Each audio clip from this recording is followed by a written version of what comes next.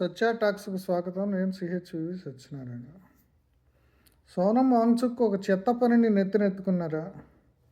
అంటే ఈ మాట నేను అనటం కటువుగానే ఉన్నప్పుడు కూడా ఇదే అభిప్రాయాన్ని ఆయన భార్య గీతాంజలి అంగమా కూడా వ్యక్తం చేస్తున్నారు. ఆమె న్యూఢిల్లీ నుంచి వచ్చే ఇండియన్ ఎక్స్‌ప్రెస్‌లో ఒక వ్యాసం రాస్తూ, in Sonam I don't see a protester, I see an educator being pulled away from his work అని చెప్పేసి ఒక వ్యాసం రాశారు. అంటే ఈ వ్యాసం శీర్షికే ఇప్పుడు ఆమె ఆవేదనని వ్యక్తం చేస్తుంది. ఇప్పుడు ఆయన ఒక నిరసనకారుడు కాదు, ఆయన ఒక ఎడ్యుకేటరు, ఆయన అనవసరంగా ఈ ఉద్యమంలోకి లాగబడ్డాడని చెప్పేసి ఆమె చెప్తూ దాని మీద వివరణ ఇచ్చుకుంటూ వచ్చింది. అంటే నిజమే, ఇప్పుడు సోనం వాంగ్‌చుక్ ఇప్పుడు ఏదో ఒక నీట్ ఎగ్జామ్లో లేకపోతే సిబిఎస్ఈ ఎగ్జామ్లో ఉన్న లోపాలని సరిదిద్దాలని, లేదంటే ధర్మేంద్ర ప్రధాన్ లాంటి ఒక రాజకీయ నాయకుడు రాజీనామా చేయాలి ఎడ్యుకేషన్ మినిస్టర్గా అని చెప్పేసి ఇప్పుడు ఆయన ఉద్యమం చేస్తున్నారు. యాక్చువల్గా ఈ ఉద్యమాన్ని ప్రారంభించింది ఈ బొద్దింకల పార్టీ సిజేపి. అయితే ఇప్పుడు దానికి హఠాత్తుగా ఇప్పుడు ఈయన ఉద్యమానికి మద్దతు ఇవ్వటము, ఈయన ప్రధాన బలిపశువుగా ఈ నిరాహార దీక్ష కూర్చోవటం జరిగింది. ఇప్పుడు నిజంగా ఇప్పుడు 20 రోజుల నిరాహార దీక్షలో ఆయనకి ఏమైనా ప్రమాదం జరిగి ఉండుంటే, ఆయన ప్రాణానికి ఏమైనా ముప్పు వాటిల్లుంటే, ఒక కమ్యూనిటీకి ప్రస్తుతం ఆయన చేస్తున్న కృషికి, ఒక ఆల్టర్నేటివ్ కృషికి, లడఖ్ ప్రజల, లడఖ్ యువకుల ఒక విద్య కోసం, వాళ్ళ కల్చరల్ డెవలప్మెంట్ కోసం, వాళ్ళ అస్తిత్వం కోసం, స్వయం ప్రతిపత్తి కోసం చేస్తున్న కృషి ముందుకు తీసుకెళ్లే వాళ్ళు ఎవరు ఉండేవాళ్ళు కాదు. ఆయన ప్రధానంగా ఏంటంటే ఇప్పుడు అక్కడ సెక్మాల్ పేరుతోటి ఒక ఆల్టర్నేటివ్ ఎడ్యుకేషన్ సిస్టమ్ని, అట్లాగే హిమాలయన్ ఇన్స్టిట్యూట్ ఆఫ్ ఆల్టర్నేటివ్స్ అని చెప్పేసి, అంటే ఒక కమ్యూనిటీలో యువకులు ముఖ్యంగా అసలు పరీక్షలు ఈ మామూలు సాధారణ పాఠశాలలో ఎమ్మడలేని, సాధారణ పాఠశాలలో సరైన మార్కులు తెచ్చుకోలేని వాళ్ళని తీసుకుని వాళ్ళకి ఒక ఆల్టర్నేటివ్ విద్యా విధానం ద్వారా చదువు చెప్పడం అనే దాని మీద పెద్ద పరిశోధన చేస్తున్నారు. అంటే ఇది నిజంగా ముఖ్యమైన విషయం ఏంటంటే, ఇప్పుడు దేశవ్యాప్తంగా లేదంటే ప్రపంచవ్యాప్తంగా అసలు విద్య అనేది ఏ రకంగా ఉండాలి అంటే, చదువు అనేది ఒక మనిషి వ్యక్తిత్వాన్ని ముందుకు తీసుకెళ్ళటానికి, వ్యక్తిత్వాన్ని సృజనాత్మకంగా మరల్చడానికి చదువు కావాలా, లేదంటే కేవలం ఉద్యోగం కోసం చదువు కావాలా, నైపుణ్యాన్ని పెంచుకోవడానికి చదువు కావాలా అనే అంశాల మీద చాలా కాలంగా చర్చ జరుగుతుంది. రకరకాల మోడల్స్ ప్రపంచవ్యాప్తంగా నడుస్తున్నాయి. చివరికి వాళ్ళు డామినెంట్గా జరుగుతుంది ఏంటంటే, విద్య అనేది కేవలం మనం బతుకు తెరువు కోసం, లేదంటే ఒక లక్షల కోట్ల రూపాయలు ఏదో ఒక ఐటీ ఇండస్ట్రీలో పనిచేసి మనం లక్షల కోట్ల రూపాయల జీతాలు సంపాదించాలి. ఆ డబ్బులన్నీ కూడా మార్కెట్ ఎకానమీలో ఖర్చు పెట్టి మళ్ళీ ఒక సైకిల్ని, అంటే సైకిల్లో మనం ఒక భాగం కావాలనే ఒక దృక్పథంతో నడుస్తుంది. అయితే ఇప్పుడు ఏఐ రావడంతో ఇప్పుడు ఆ దృక్పథానికి ఒక బ్రేక్ పడింది. బ్రేక్ పడటమే కాకుండా ప్రపంచవ్యాప్తంగా అసలు ఏంటి ఈ పరిస్థితి ఏంటి, అసలు ఏఐలో ఉద్యోగాలు పోతే మనందరి పరిస్థితి ఏంటి, రేపు అందరూ ఇప్పుడు బీటెక్ తప్ప ఎవరు చదవట్లేదు. ఇప్పుడు బీటెక్లు చదివిన వాళ్ళు, లేదంటే ఈ నీట్ ఎగ్జామో లేకపోతే సిబిఎస్ఈ ఎగ్జామ్ ద్వారా ఇంజనీరింగ్లు, మెడిసిన్లు చదివిన వాళ్ళు, వీళ్ళందరూ భవిష్యత్తు ఏంటనేది ఒక ప్రపంచవ్యాప్తంగా ఒక ఆందోళన కలుగుతుంది. దీనికి కారణం ఏంటంటే, ఎవరికాళ్ళు అసలు తమ బతుకుతున్న కమ్యూనిటీతోటి, తాము ఉంటున్న ప్రాంతంతో సంబంధం లేని ఒక ఐటీ భూమి మూలంగా అదే సంపాదనే మార్గంగా, సంపాదన అనేది లక్ష్యంగా వెళ్ళే ఒక మార్కెట్ ఎకానమీ రావడం జరిగింది.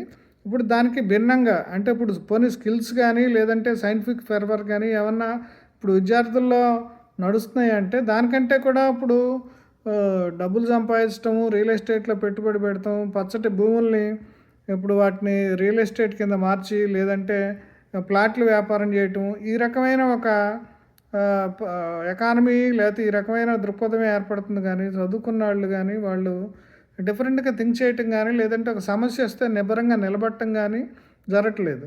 అట్లాగే ఇప్పుడు లడఖ్ లాంటి కమ్యూనిటీస్లో ఏం జరిగింది, అక్కడ ఒక ఆల్టర్నేటివ్గా ఒక ఇంజనీరింగ్ కాలేజ్లో కానీ ఇప్పుడు ఏం జరుగుతుంది, ఏమి నేర్పుతున్నారు, దీనికి సంబంధించిన ఒక ఆల్టర్నేటివ్ని సృష్టించేందుకు సోనం వాంగ్‌చుక్ ప్రయత్నం చేస్తున్నారు. ఆయన జీవిత అనుభవాన్ని దృష్టిలో పెట్టుకుని 'త్రీ ఇడియట్స్' సినిమా తీశారు. ఆ సినిమా ప్రపంచవ్యాప్తంగా, దేశవ్యాప్తంగా అందరికి కూడా ఒక కొత్త మార్గాన్ని, అంటే ఒక మనిషి అనేవాడు ఒక క్రియేటివిటీ ఎట్లా ఉంటుంది, ఇప్పుడు కేవలం ఏదో పాఠశాలలో రొడ్డకొట్టుడు విధానం కాకుండా ఆల్టర్నేటివ్‌ని ఆయన చూపించాడు.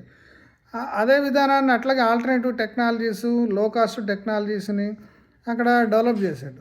ఇప్పుడు దేశానికి కావాల్సింది ఏంటంటే అట్లాగే ప్రతి కమ్యూనిటీలో కూడా సోనం వాంగ్చుక్ మోడల్‌లో ఒక విద్యా విద్యా విధానానికి సంబంధించిన ప్రయోగం కానీ, ఒక కల్చరల్ అస్తిత్వానికి సంబంధించిన ప్రయోగం కానీ, లేదంటే ఒక ఆల్టర్నేటివ్ విద్యా విధానం. ఇప్పుడు సగటు విద్యార్థి పరిస్థితి ఏంటి? ఇప్పుడు దేశవ్యాప్తంగా ఇప్పుడు ప్రభుత్వం వేల కోట్ల రూపాయలు ఖర్చు పెడుతుంది ఎడ్యుకేషన్ మీద.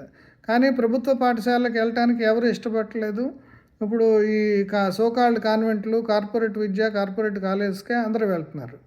మరో పక్కన చూస్తే ఇప్పుడు ఇవాళ ఈ పాలిటిక్స్‌లో డబ్బులు సంపాదించినోళ్ళు, అవినీతి మార్గాల ద్వారా డబ్బులు సంపాదించినోళ్ళు ఒక రియల్ ఎస్టేట్ మోడల్‌లో ఒక యూనివర్సిటీస్, ప్రైవేట్ యూనివర్సిటీస్, అక్కడ పరిశోధన ఉండదు, ఏమీ ఉండదు. కానీ ఒక దొంగ పరిశోధనలు ఈ మధ్యకాలంలో ఏఐ సదస్సులో గల్గోటియా ఉదంతం అందరం చూసాము. ఆ సందర్భంగా చాలా యూనివర్సిటీస్ కూడా ఇట్లాగే దొంగ సెమినార్లు పెట్టడం, ఒక పనికిమాలిన పరిశోధనలు చేయటం, వాటినన్నిటిని కూడా ఏదో ఒక వేరే మార్గాల ద్వారా, అడ్డదారుల ద్వారా వాటి గుర్తింపు తెచ్చుకోవటం, ఇవన్నీ చేస్తున్నాయని చెప్పేసి బయటపడింది. ఇటువంటి పరిస్థితుల్లో మొత్తంగా కూడా విద్యా విధానాన్ని ఎట్లా మార్చాలనేది ప్రభుత్వానికి కూడా అర్థం కావట్లేదు. ఇప్పుడు మొత్తంగా కూడా ఒక స్టాండ్ స్టిల్ ఏర్పడింది. ఇటువంటి పరిస్థితుల్లో ఇప్పుడు ఏదో ధర్మేంద్ర ప్రధాన్ మార్చితే జరిగేదేంటి? ధర్మేంద్ర ప్రధాన్ వెనక ఇప్పుడు ఆమ్ ఆద్మీ పార్టీ నుంచి ఫిరాయించి ఏమాత్రం ఎథిక్స్, మారల్స్ లేని రాఘవ చెడ్డాని విద్యాశాఖ మంత్రిగా పెడతానంటున్నారు. ఇప్పుడు ఆ విద్యాశాఖ మంత్రితో పాటు ఆయనకి డిప్యూటీ, ఆయన ప్లేస్లో, ఆయన పార్టీ ఫిరాయించాడని ఆయన ప్లేస్లో పెట్టిన అశోక్ కుమార్ మిట్టల్ అనే ఆయన లవ్లీ ప్రొఫెషనల్ యూనివర్సిటీని నడుపుతున్నాడు. అంటే ఇటువంటి ఒక కంపెనీ, ఆ లవ్లీ ప్రొఫెషనల్ యూనివర్సిటీ మీద కూడా ఈ పరిశోధనలు వీటికి సంబంధించి వాళ్ళు ఒక అడ్డదారుల్లో పరిశోధనాత్మక పత్రాలని సమర్పిస్తున్నారని చెప్పేసి కూడా చాలా ఆరోపణలు వచ్చినాయి. అంటే ఇటువంటి పరిస్థితుల్లో ఇప్పుడు చేయాల్సింది ఏంటి? ఇప్పుడు సోనం వాంగ్చుక్ లాంటాడు, తను ఏదైతే తన కమ్యూనిటీలో చేస్తున్నాడో ఆ కమ్యూనిటీకి సంబంధించి మొత్తం దేశవ్యాప్తంగా డిఫరెంట్ కమ్యూనిటీస్లో ఆ రకమైన ఆలోచన విధానాన్ని, ఆ రకమైన కల్చరల్ చేంజ్ని, వీటన్నిటిని తీసుకురావటం అనేది ఇప్పుడు మెయిన్ ఉద్దేశంగా ఉండాలి. కానీ ఇప్పుడు ధర్మేంద్ర ప్రధాన్ లాంటి ఆయన తీసేస్తే ఇంకో ధర్మేంద్ర ప్రధాన్ వస్తాడు. అట్లాగే ఇప్పుడు ఈ సీజేపీకి సంబంధించిన కార్యకర్తలు వీళ్ళందరూ కూడా ఏదో సోషల్ మీడియాలో మేము ఇది చేస్తున్నాం అని హడావడే. కానీ వాళ్ళందరిలో కూడా చాలామంది మొన్న ఉద్యమం దగ్గరికి వచ్చిన ఈ నీట్ ఎగ్జామ్స్కి సంబంధించి ట్రైనింగ్ ఇచ్చేవాళ్ళు కొంతమంది, వీళ్ళందరూ కూడా టీచర్స్, వాళ్ళందరూ మాట్లాడటం నేను విన్నాను. వాళ్ళందరూ కూడా దారి తెన్ను ఏమీ తోచక ఇప్పుడు ఈయన దగ్గర ఏమైనా ఆల్టర్నేటివ్ దొరుకుతుందేమో సీజేపీ ఉద్యమం దగ్గర కానీ, లేదా వచ్చినాళ్లే తప్ప ఇప్పుడు ఏదో రాజకీయంగా ఇప్పుడు సీజేపీ ద్వారానో సోనం వాంగ్చుక్ని కొంతమంది విద్యామంత్రి చేయాలనో, ఆయన విద్యామంత్రి అయితే కూడా ఇప్పుడు చేసేదేం లేదు, ఉన్న సిస్టమ్ని మార్చేది ఏం లేదు. ఇప్పుడు ఈ నిరసన ప్రదర్శన ద్వారా పెద్ద రాజకీయంగా ప్రభుత్వాన్ని మార్చే శక్తి సీజేపీకి ఉందని నేను అనుకోవట్లేదు. అంటే ఇప్పుడు చేయాల్సింది ఏంటంటే చాప కింద నీరులాగా దేశవ్యాప్తంగా ఒక ఆల్టర్నేటివ్ విద్యా విధానాన్ని తీసుకురావడానికి ఇప్పుడు సోనం వాంగ్చుక్ లాంటి వాళ్ళు ప్రయత్నం చేయాలి. ఎందుకంటే ఆయన కృషి ఇప్పటి వరకు కేవలం ఆ లడక్ ప్రాంతానికే పరిమితమైంది. ఈ మధ్యకాలంలోనే ఆయన పేరు మొత్తం దేశవ్యాప్తంగా వినిపిస్తుంది. కాబట్టి ఈయన నిరసనలు ప్రదర్శనలు చేసి, నిరాహార దీక్షలు చేసి ప్రాణాలు పోగొట్టుకునే బదులు అసలు ఏం చేయాలి ఇప్పుడు అనేది ఆలోచించాలి. ఇప్పుడు ఈ ఆల్టర్నేటివ్ విద్యా విధానాన్ని, ఇప్పుడు ఈ క్రైసిస్ నుంచి ఈ విద్యార్థుల్ని, యువతని బయటపెట్టే పని మీద కాన్సన్ట్రేట్ చేస్తాం మంచిది. ఇప్పుడు ఈమె కూడా ఇప్పుడు వాళ్ళ భార్య వాళ్ళు రాసిన వ్యాసంలో కూడా education, class rooms, text books, exams ద్వారా కాదు, ఎలా తాము ఆల్టర్నేటివ్ తీసుకురావడానికి ప్రయత్నం చేసామనేది చెప్పారు. అంతేకాకుండా ఇప్పుడు ఈ సోనం వాంగ్చుక్ బయటకు రావటం వల్ల ఎడ్యుకేషన్ అనేది ఒక నేషనల్ డిస్కోర్స్లో భాగమైంది. ఇప్పుడు ఇప్పుడు ప్రస్తుతం ఉన్న సంక్షోభ పరిస్థితుల్లో ఇప్పుడు ఈ ఒక ఎడ్యుకేషన్ వల్ల ఎడ్యుకేషన్లో ఉన్న వైఫల్యము, యువత నిరుద్యోగం, ఉద్యోగాలు కల్పించలేని, ఒక వ్యక్తిత్వాన్ని ఏర్పరచలేని విద్యా విధానానికి సంబంధించిన డిస్కోర్సు నేషనల్ దీంట్లో వచ్చింది. ఇప్పుడు ఆమె కూడా చెప్పింది ఏంటంటే ఇంకో విషయం, అంటే ఆయన ఇప్పుడు కేవలం ఆహారం తీసుకోకుండా ప్రాణాలు పోగొట్టుకోవటానికి చేస్తున్న త్యాగం గురించి అందరూ మాట్లాడుతున్నారు కానీ, ఆయన క్లాస్ రూమ్స్, విద్యార్థులు, కమ్యూనిటీకి దూరంగా ఉండడం అనేది సోనం వాంగ్‌చుక్ చేస్తున్న పెద్ద త్యాగం. ఇప్పుడు ప ఇప్పుడు పార్లమెంట్‌లో ఇప్పుడు మనం ఈ విద్యకు సంబంధించి ఈ రకమైన మార్పులు తీసుకురావటానికి మనం కృషి చేయాలి తప్ప, ఇప్పుడు ఈ రకంగా ఇప్పుడు అసలు ఆయన ఏదైతే ఆయన ప్రధానమైన పనో, ఆ పనిని వదిలేసి ఇప్పుడు అనవసరంగా ఇప్పుడు దీంట్లోకి వచ్చాడనే అభిప్రాయాన్ని ఆమె వ్యక్తం చేస్తున్నారు. ఈ విషయాన్ని ఇప్పుడు ఈ ఉద్యమకారులు గానీ, సోనం వాంగ్‌చుక్ గానీ వీళ్ళందరూ దృష్టిలో పెట్టుకోవాలి. అట్లాగే కేంద్ర ప్రభుత్వం కూడా తన మొండి వైఖరిని విడనాడి సోనం వాంగ్‌చుక్ మీద అంతకుముందు దేశద్రోహ నేరాన్ని కూడా పెట్టడం జరిగింది రాజకీయాల్లో భాగంగా. ఇప్పుడు ఆయనేం తాను విద్యామంత్రి కావాలని కోరుకోవట్లేదు, లేదంటే అధికారంలోకి రావాలని కోరుకోవట్లేదు. అటువంటి ఒక నిజానికి 'త్రీ ఇడియట్స్' సినిమా వచ్చిన తర్వాతనే సోనం వాంగ్‌చుక్ దగ్గరికి ప్రభుత్వం పోయి అంటే కొంతవరకు అక్కడ లడఖ్ ప్రాంతంలో ఆయన కృషి చేశాడు. ఆ కృషికి సంబంధించి అక్కడ గవర్నర్ కూడా ఆయనకి ఏదో కొంత అవార్డు లాంటిది ఇవ్వటం జరిగింది. అటువంటి మోడల్‌ని ఇప్పుడు దేశవ్యాప్తంగా అమలు జరపడానికి ప్రభుత్వం అప్పుడే ముందుకు వచ్చి ఉండాల్సింది.